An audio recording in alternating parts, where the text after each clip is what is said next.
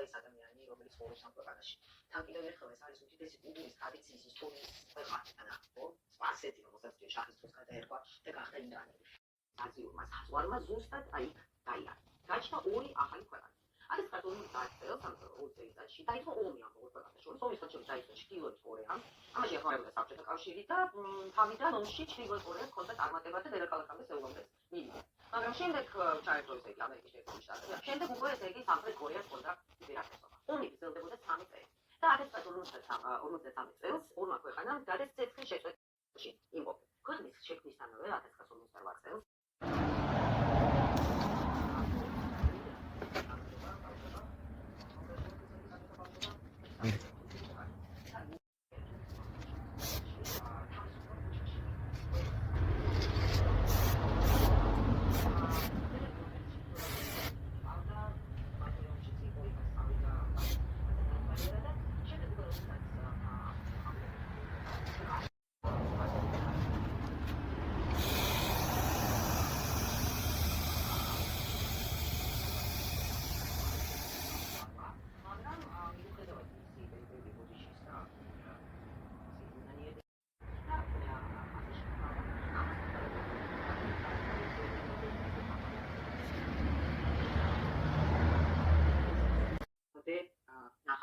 შორის ბრეიკერის, პიტერ ბრეიკერის, უმცროსი პიტერ ბრეიკერის ერთ-ერთი ნახატი, ფრანსუა ბუშეს ნახატი, ანტუან ვატოს ნახატი, გარდა ამისა ის ვერცხლის აღარ ნივთები, და რელიკვიები, რომელსაც გაიძერი იპარავდა, ნაწილი გაანადგურა, ნაწილი კი მდინარეში გადაყარა.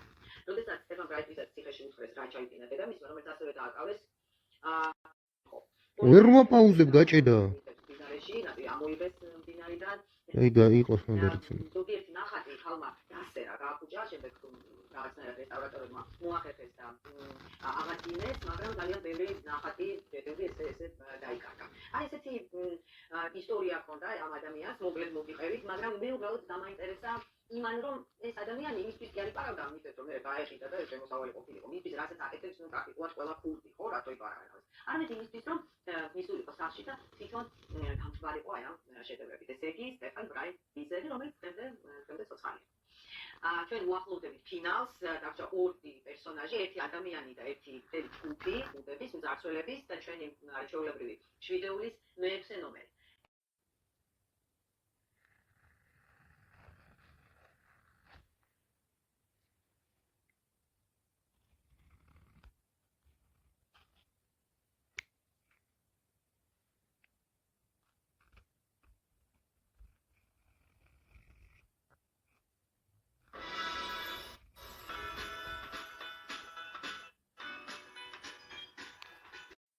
შადაუნი ეს არის სიტუაცია, როდესაც მთავრობა წვეთს მუშაობას, სახელმწიფო მოხელეებს აღარ უხდიან ხელფას, იმის გამო, რომ პრეზიდენტი და კონგრესი ვერ თანხმდებიან მომავალი წლის ბიუჯეტზე.